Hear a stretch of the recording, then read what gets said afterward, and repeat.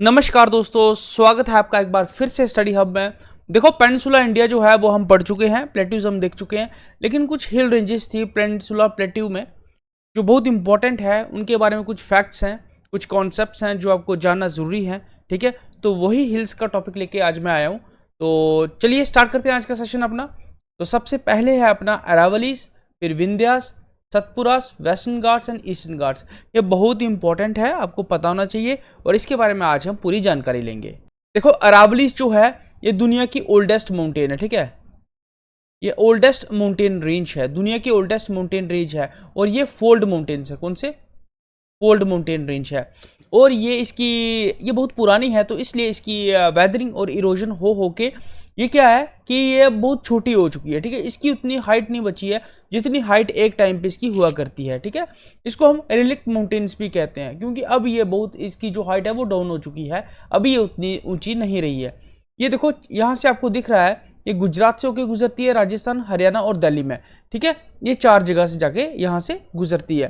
गुरु शिखर जो है राजस्थान में, माउंट आबू, वो इसका हाईएस्ट पीक है। अरावलीज ये rich in metallic minerals and marble. ठीक है, मार्बल और मेटालिक मिनरल्स में ये बिल्कुल रिच है। और यहाँ पे जो मैक्सिमम क्या है, यहाँ पे इलीगल माइनिंग बहुत ज़्यादा होती है। इलीगल माइनिंग की वजह से सुप्रीम कोर्ट ने भी बताया था हमें कि 91 माउंटेन्स यहाँ से क्या हो चुके हैं, डिसअपेयर हो चुके हैं इलीगल माइनिंग की वजह से। ठीक है, इलीगल माइनिंग का जो इशू है वो इंडिया में बहुत ज़्यादा है।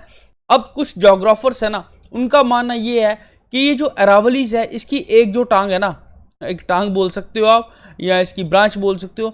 एक टांग जो है इसकी लक्षद्वीप की तरफ जा रही है और दूसरी टांग जो है इसकी कर्नाटका, आंध्र प्रदेश की तरफ जा रही है। ठीक है, तो ये कुछ जोग्राफर्स का मानना है। तो अरावलीज जो है वो ओल्डेस्ट फोल्ड माउंटेन्स है, ये आपको ध्यान रखें है, इलीगल माइनिंग की वजह से बदनाम है। ठीक है, गुरु शिखर इसका हाईएस्ट पॉइंट है जो कि माउंट आबू में है। राजस्थान ये 4 जगह से होकर गुजरती है, स्टेट से, गुजरात, राजस्थान, हरियाणा और दिल्ली। ठीक है, और ये रिच है मेटालिक मिनरल्स में और मार्बल में। Now we will see the Vindhyas. Vindhyas आपको यहाँ पे दिख रहा है। ठीक है, विंध्यास के जो ऊपर है अरावलीज है। ठीक है, ये आपको दिख रहा होगा नॉर्थ में, जो अरावलीज आपको अभी बताया मैंने। ठीक है, उसके साथ कौन सा है? थार डेजर्ट। ये 3 स्टेट से होकर गुजरती है और दिल्ली में भी ये आती है। ठीक है, अरावलीज। उसके बाद विंध्यास आ जाता है। विंध्यास के नीचे कौन सी है? नर्मदा रिवर है, ये नर्मदा है और ये तापी है। ठीक है, ये सतपुरा है यहाँ पे नीचे। लेकिन हम अभी विंध्यास के बारे में जानेंगे। विंध्यास जो है वो पेनिनसुला प्लेट्यू का जो है वो एज है, वो आपको एक रेज्ड प्लेन की तरह दिखता है, बट ये एक ब्लॉक माउंटेन है। ब्लॉक माउंटेन क्या होता है? फॉर एग्जांपल ये एक माउंटेन है, तो बीच में क्रैक आ गया। ठीक है, बीच में क्या आ गया? क्रैक आ गया, ये अलग हो गया, ये जगह अलग हो गई और ये जगह अलग हो गई, तो ये है, दिस इज ब्लॉक माउंटेन। ठीक है, ये ब्लॉक माउंटेन है। तो विंध्यास एक ब्लॉक माउंटेन की तरह दिखता है। It is famous for limestone and marble. ये लाइमस्टोन और मार्बल में रिच है। ठीक है, लेकिन जो अरावलीज है वो किस में रिच है? वो मार्बल और मेटालिक मिनरल्स में रिच है। ठीक है, मार्बल और मेटालिक मिनरल्स में रिच है अरावलीज, ये भी ध्यान में रखना। ठीक है, जो कैमूर रेंज है इस जगह पे, यहाँ पे जो कैमूर रेंज है, ठीक है, वो एक्सटेंशन किसका है? वो विंध्यास का एक्सटेंशन है। कैमूर रेंज जो है वो विंध्यास का एक्सटेंशन है। और ये जो विंध्यास है ना, देखो ऊपर आपको ये गंगा दिख रहा है, ये इंदस रिवर सिस्टम यहाँ से दिखेगा। अब मैं अभी यहाँ पे जो मैप है वहाँ बना नहीं पा रहा हूँ, लेकिन आप देखिए, दिखेगा आपको मन की आंखों से। तो यहाँ आप ऊपर देखिएगा, तो ऊपर ये J&K में इंदस रिवर सिस्टम इस तरफ चले जाता है। ठीक है, वेस्टर्न साइड पे ये गंगा रिवर सिस्टम आ जाता है यहाँ से नीचे वो, और इस साइड ईस्ट पे ब्रह्मपुत्रा रिवर सिस्टम। तो ये जो है ये नॉर्थ रिवर सिस्टम और साउदर्न रिवर सिस्टम को अलग करता है, एक वाटरशेड बनाता है। ठीक है, उन दोनों को अलग करता है, नॉर्दर्न रिवर सिस्टम और साउदर्न रिवर सिस्टम, मतलब गंगा रिवर सिस्टम लगा लो आप। ठीक है, गंगा को और साउदर्न रिवर सिस्टम को अलग करता है। नाउ सतपुरा, सत मतलब 7। ठीक है, पूरा क्या है? Mountains, 7 mountains. ठीक है, आपको दिख रहा है 7 ब्लॉक माउंटेन्स। तो ब्लॉक मैंने आपको बता दिया ब्लॉक माउंटेन्स क्या होता है। ठीक है, तो ये जो सतपुरा है, 7 ब्लॉक माउंटेन्स, ये है, उसके ऊपर गुजरती है नर्मदा और नीचे से गुजरती है तापी। ठीक है, नर्मदा और तापी के बीच में है हमारे सतपुरा माउंटेन्स, और ये जो रिवर्स हैं वो इन सतपुरा माउंटेन्स के पैरेलल गुजरती है। जो धूपगढ़ है वो इसका हाईएस्ट पीक है। ठीक है, महादेव हिल्स, यहाँ पे है महादेव हिल्स। धूपगढ़ जो है वो इसका हाईएस्ट पीक है। ठीक है, धूपगढ़ जो है यहाँ पे हाईएस्ट पीक है। It is the most important forest of India. ठीक है, most important forest land of India. क्यों? यहाँ पे जो है एक लकड़ी पाई जाती है, तेंदू। कौन सी लकड़ी पाई जाती है यहाँ पे? यहाँ पे तेंदू लकड़ी पाई जाती है, और यहाँ पे टीक वुड जो पाई जाती है वो बेस्ट इन क्लास होती है पूरे वर्ल्ड में, जिसकी लाइफ होती है 400 से 500 साल। इतनी हैवी वुड होती है वो कि उसको स्लिप ऑफ किया जाता है, ठीक है, उसको स्लिप टॉप बोलते हैं आई थिंक। ऊपर से उसको फेंका जाता है और नीचे जो है उसको लोड किया जाता है, वो इतनी ज़्यादा हैवी रहती है। लेकिन जो म्यांमार की टीक वुड है उसका जो लाइफ स्पैन है वो है 100 से 200 साल के आसपास। लेकिन जो इंडिया की मध्य प्रदेश यहाँ की जो टीक वुड है उसका लाइफ स्पैन काफ़ी ज़्यादा है। ये फॉरेन जो है एक्सपोर्ट होता है, इसका फॉरेन में एक्सपोर्ट होता है। तो ये टीक वुड जो है वो सबसे बेस्ट इन क्लास है, जो कि सतपुरा रेंज से आपको मिलती है। उसके बाद जो एक पेड़ है यहाँ पे ग्रो किया जाता है इसके ड्रायर पार्ट में, उसका नाम है तेंदू। जो बीड़ी होती है ना, बीड़ी का जो बाहर का छिलका होता है ना, वो बनता है इसका। तेंदू का जो बीड़ी का छिलका होता है वो तेंदू वुड का बनता है। Satpura has largest amount of timber, that's why paper mills are there. आपको जेके कॉपियर जो है वो आपने देखा होगा, वो मैन्युफैक्चर होता है इस रीजन में, ठीक है। वो यहाँ पे तापी जो है वो सतपुरा से ओरिजिनेट होती है, this is just a facts, ठीक है। फोना जो यहाँ पे है टाइगर, एलिफेंट, बारासिंगा और स्लॉथ बेयर। बेयर जो है वो 3 प्रकार का होता है। कितने प्रकार का होता है? 3 प्रकार का होता है बेयर। तो यहाँ पे स्लॉथ बेयर जो है वो उसकी एक टाइप है, जिसमें से एक होता है हिमालयन बेयर, रेड पांडा, ठीक है, रेड पांडा, और ये स्लॉथ बेयर। जो स्लॉथ बेयर होता है ये सबसे ज़्यादा डेंजरस रहता है, क्योंकि ये किल करता है, ये मारता है विदाउट एनी रीज़न, ठीक है। बाकी रीज़न पूछ के नहीं मारते, मतलब उनका मन नहीं करता होगा मारने का, ये तो जने खने को मारता है, ठीक है। तो ये स्लॉथ बेयर जो है ये सबसे डेंजरस है। यहाँ की जो ट्राइब्स हैं वो कौन सी हैं? कॉन्स, मुंडास एंड बिल्स, ये यहाँ पे जो है सेंट्रल इंडिया में ट्राइब्स हैं। नाउ वेस्टर्न घाट्स को हम 3 पार्ट्स में डिवाइड करते हैं, नॉर्दर्न पार्ट, सेंट्रल पार्ट और ये नीचे साउदर्न पार्ट। तो वेस्टर्न घाट्स जो है वो हमारा वेस्टर्न एज है, ठीक है। वेस्टर्न घाट्स एक बायोडाइवर्सिटी हॉटस्पॉट भी है, ठीक है, बायोडाइवर्सिटी हॉटस्पॉट भी है ये, बायोडाइवर्सिटी हॉटस्पॉट। यहाँ पे 4 बायोडाइवर्सिटी हॉटस्पॉट हैं। एक हिमालयस भी है, ठीक है, हिमालयस भी है, और उसके बाद आप ये इंडिया म्यांमार रीजन भी है, इंडिया म्यांमार रीजन, और उसके बाद सुंडा रीजन, ठीक है। अब ये बायोडाइवर्सिटी हॉटस्पॉट होता क्या है? बायोडाइवर्सिटी हॉटस्पॉट मींस कि जहाँ पे एंडेमिक स्पीशीज पाई जाती हैं।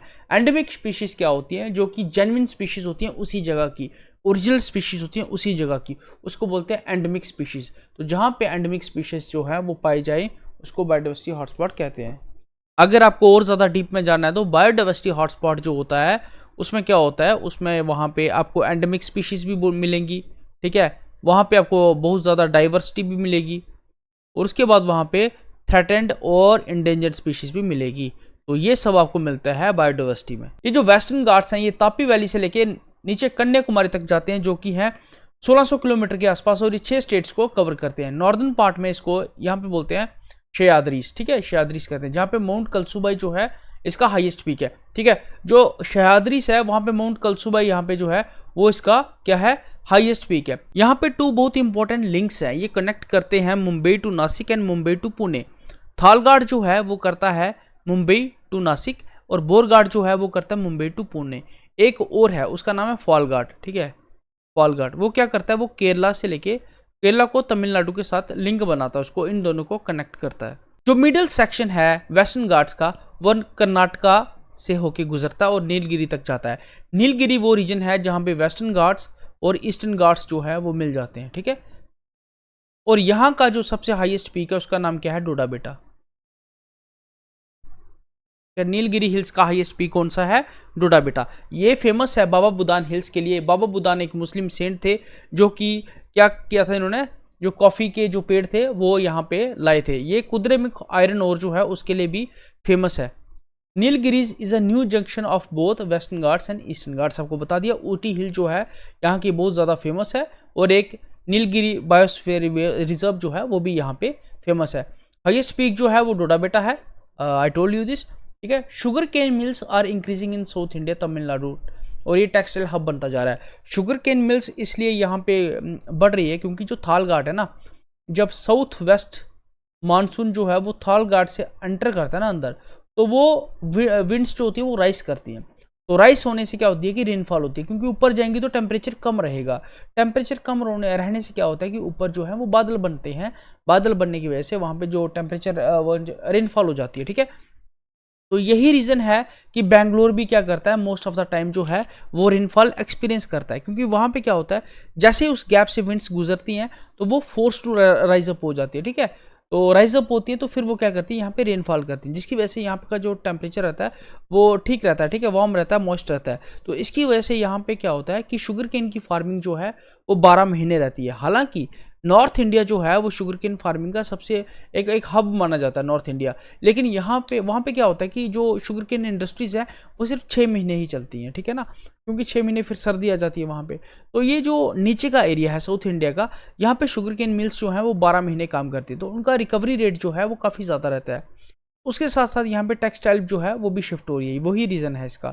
और टेक्सटाइल हब के साथ साथ ये एक ऑटोमोबाइल हब भी बनता जा रहा है, ठीक है, ऑटो हब भी बनता जा रहा है। तो इसलिए that's why they are shifting towards south. No, Western Ghats are the world heritage site, ठीक है, declared by UNESCO, you should know this. Biodiversity hotspot है, एक इको सेंसिटिव जोन है by Ministry of Environment, Forest and Climate Control. Tea and coffee जो है वो दोनों Nilgiri biosphere reserve में उगाई जाती हैं। वेस्टर्न घाट जो है वो act as a water divide between west flowing rivers and east flowing rivers. Anai Mudi जो है वो पूरे साउथ इंडिया का सबसे ऊंचा पीक है, ठीक है, and it is famous for Indira Gandhi tiger reserve. देखो ये जो फैक्चुअल इन्फॉर्मेशन है ये आपको ध्यान में रख लेना, इससे काफ़ी ज़्यादा आपको जो है वो एग्जाम में मदद मिल सकती है, ठीक है। एक वाटर डिवाइड का काम करता है। अनाई मुदी जो है हाईएस्ट पीक है जहाँ पे इंदिरा गांधी टाइगर रिजर्व है। नीलगिरी हिल्स में, नीलगिरी बायोस्फीयर रिजर्व में हमें टी कॉफी जो है वो दोनों उगा सकते हैं। ये एक इको सेंसिटिव जोन है। वेस्टर्न घाट्स बायोडाइवर्सिटी हॉटस्पॉट है और वेस्टर्न घाट एक वर्ल्ड हेरिटेज साइट भी है, declared by UNESCO. These are the facts related to the Western Ghats of India. ये है हमारे ईस्टर्न घाट्स। ईस्टर्न घाट्स जो हैं ये डेक्कन प्लेट्यू के डेक्कन प्लेट्यू की आप ये बोल सकते हैं कि ईस्टर्न बाउंड्री के साथ मिलते हैं, ठीक है। उसके बाद ये हमारे बे ऑफ बंगाल के छोर के साथ साथ जो है वो नीचे तक आते हैं। ये 4 स्टेट से होके गुजरते हैं। सबसे ऊपर है उड़ीसा, फिर उसके बाद आंध्र प्रदेश, फिर कर्नाटका और उसके बाद तमिलनाडु। ये कुछ जो हिस्से इसके हैं वो कर्नाटका के साथ भी टच करते हैं। जब ये नीचे आते हैं तो कुछ रिवर्स जो हैं इनको क्रॉस करती है, जिसमें से महानदी, गोदावरी, कृष्णा और कावेरी, और नीचे वैगई सबसे नीचे आके। तो ये जो रिवर्स हैं ये इनको जब क्रॉस करती हैं तो इनकी क्या करती हैं वो ईस्टर्न घाट्स की इनकी इरोजन करती हैं। इरोजन की वजह से ये डिसकंटिन्यूस हो जाते हैं, इसलिए ये जो है वो मोर डिसकंटिन्यूस हैं। नीचे आते टाइम इनकी हाइट जो है वो काफ़ी कम रह जाती है। लेकिन दो जो हिल्स हैं, जावड़ी और शिवराई हिल्स जो हैं, इनका जो एलिवेशन है वो 1000 मीटर के आसपास है। नीचे ये जब आती हैं तो ये नीचे आके क्या करती हैं, वेस्टर्न घाट के साथ मिल जाते हैं नीलगिरी हिल्स में, जिसका जो हाईएस्ट पीक है वो क्या है, वो डोडा बेटा है। ये 1131 किलोमीटर जो है वो कवर करती हैं और 75,000 स्क्वायर किलोमीटर ऑफ एरिया जो है वो कवर करती हैं। ये हमारी कौन सी, ईस्टर्न घाट्स की बात कर रहा हूँ। और इसका जो हाईएस्ट पीक है वो क्या है, जिंदगड़ा पीक, ठीक है, जिंदगड़ा। आप इसकी स्पेलिंग देख लीजिएगा, तो इसका जो नाम है वो है Jindgada peak. So this is all about the lecture. Thank you so much and God bless you all.